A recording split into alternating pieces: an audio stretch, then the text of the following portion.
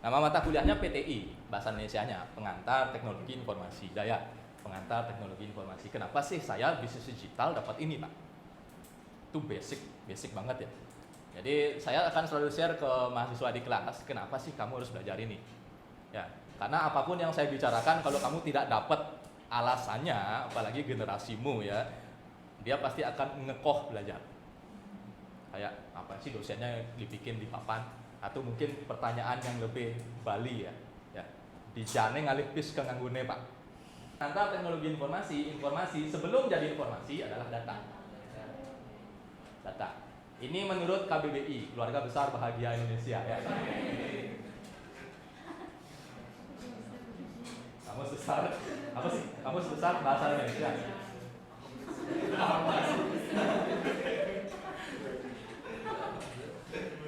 Orang Indonesia tuh unik ya, Nah, kartu keluarga ukurannya 4 ya.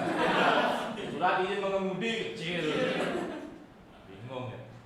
Kamus besar bahasa Indonesia. Emang pernah lihat kamusnya? Data, tahu data? Baju putih, kampus tinggi, jalan, nama jalan, tulisan. Ya itu doang. Ya. Basicnya apa? Keterangan yang benar dan nyata. Tulisan. Ya, tulisan. Benar, nyata, that's all. Kampus institusi. Benar dan nyata. Ya. Jadi kalau kamu belajar PTI, ground truth-nya adalah benar dan nyata. Ya, jadi harus benar dan nyata.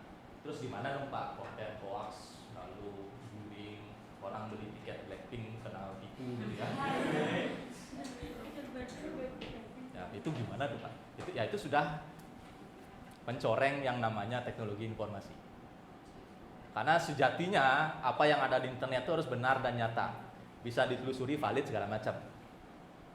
Jadi kalau ada orang yang nipu di internet, ya bilang kalau dia bisa beli tiket Blackpink tapi ternyata uangnya lain, itu sudah berarti kejahatan teknologi informasi. Karena udah nggak benar dan nggak nyata. Ya, dari data barulah kita berangkat jadi informasi.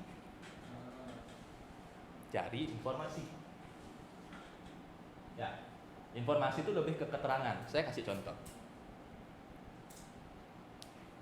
Yang kiri data, yang kanan informasi. Jadi mungkin nanti kadang-kadang kalau saya ngajar kita akan pakai bahasa Inggris juga ya. Nggak keberatan kan? Tipis-tipis lah ya. Yeah. The left side is data. Exactly. And the right one is what we call information. Is it clear for you? Clear. Ya. Gini. Ya. Denpasar, Bangui, Tegalalang, Jimbaran, Banyuwangi, ini data. Informasinya apa? Orang yang dari Tegalalang akan lebih dekat ke kampus daripada orang yang ngacak dari Banyuwangi.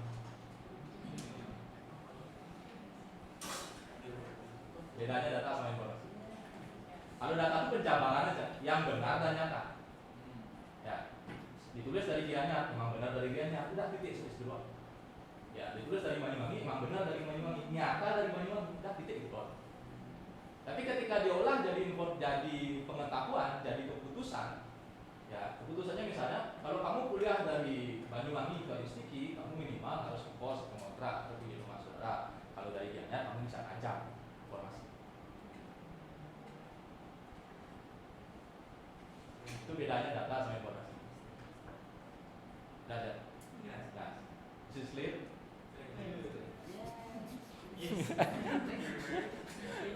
Itu bedanya. Data sama informasi. Informasi itu ada decision making, ada keputusan, ada sesuatu yang bisa ditarik, dipertimbangkan. Ya, itu informasi. Kalau data mah tulis saja. Ya. Data, kemarin hujan, besok katanya mendung, 2 hari lalu ini, ya 3 hari lalu sunsetnya bagus, ya material instastory banget. ya segala macam. Itu data. Informasinya apa? Oh, kalau hujan saya ke kampus, kalau naik motor pakai mantel. Informasi. Atau saya nge-grab aja. Informasi. Ya, jadi ada keputusannya. Ya, jadi kalau datanya macam yang kiri, agar bisa dilihat jadi informasi, kita bisa bangun dalam bentuk graf, grafik, bar, chart, segala macam. Sehingga kita bisa lihat, oh yang ini lebih tinggi daripada yang ini. Kalau yang di kiri, kita agak sulit ngelihat. Ya, kalau yang di kanan, kita bisa dengan mudah menggambarkan. Oh lebih banyak yang begini, lebih sedikit yang begini. Oh cenderung begini, tidak cenderung begini. Ya, itu data dan informasi. Dah.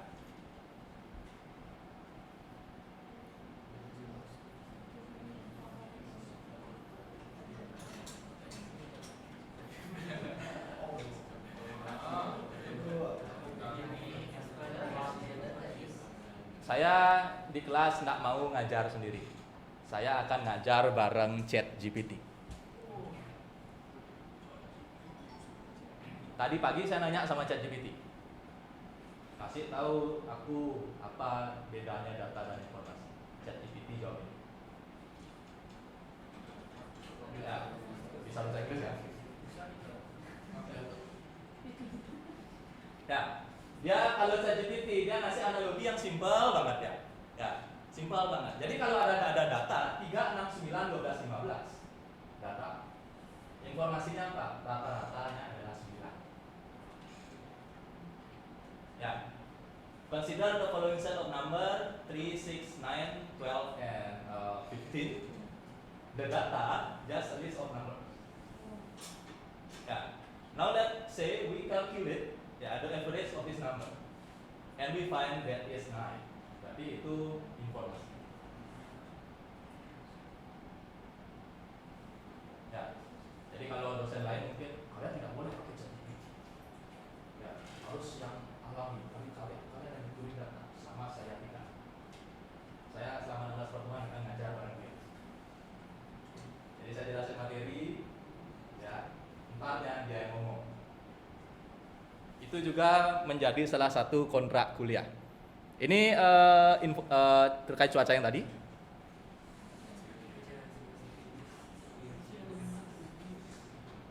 16 pertemuan PTI sama Pak Andika, kamu legal menggunakan ChatGPT. Ini nggak tahu. Tahu kan? Sama Pak Dewi atau nanti pura-pura kan? Ya, but I challenge you. Ya, ketika kamu menggunakan ChatGPT, presentasilah seperti saya tadi dulu.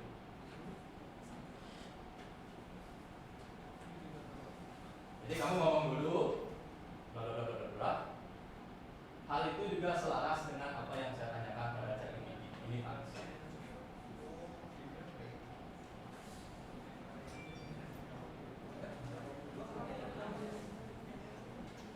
Ya.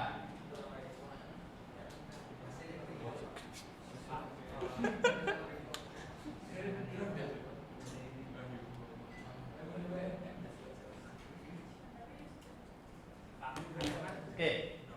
Ya, jadi kamu boleh pakai ChatGPT, tapi itu adalah tantangan. Ya, boleh mengambil data dari situ, cuma seperti stylenya seperti saya barusan. Ya, dia tidak di-ban di kelas ini. Karena kelas saya punya dosen dulu ya. Ya, jadi besok-besok mungkin ada tugas untuk presentasi, menulis sesuatu. Ya, saya tidak mau kamu sembunyi-sembunyi pakai ChatGPT. Ya, sama saya legal. Cuma itu adalah tantangan. Ya, jadi silakan tampilin aja screenshotnya kayak tadi nggak apa-apa. Cuma harus ada tambahannya. Nggak hanya sekedar screenshot doang. Atau nggak hanya sekedar di kopas doang.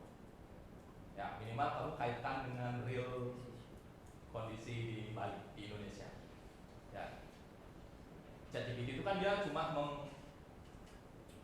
menyusun kata-kata ya, menyusun kata-kata. Dia bukan orang Bali, dia bukan orang Banyuwangi, dia bukan orang Jimbaran, ya dianya segala macam. Jadi silakan kamu lengkapi dari segi kemanusiaannya, karena dia bukan manusia.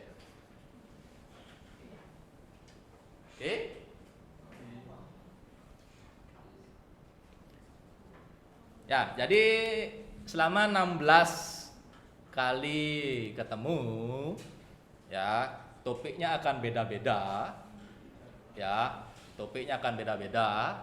Sehingga kalau kamu tidak masuk di salah satu pertemuan, silakan aktif sendiri. Karena tidak akan ada yang diulang. Saya rasa di mata kuliah lain semua kayak gitu juga.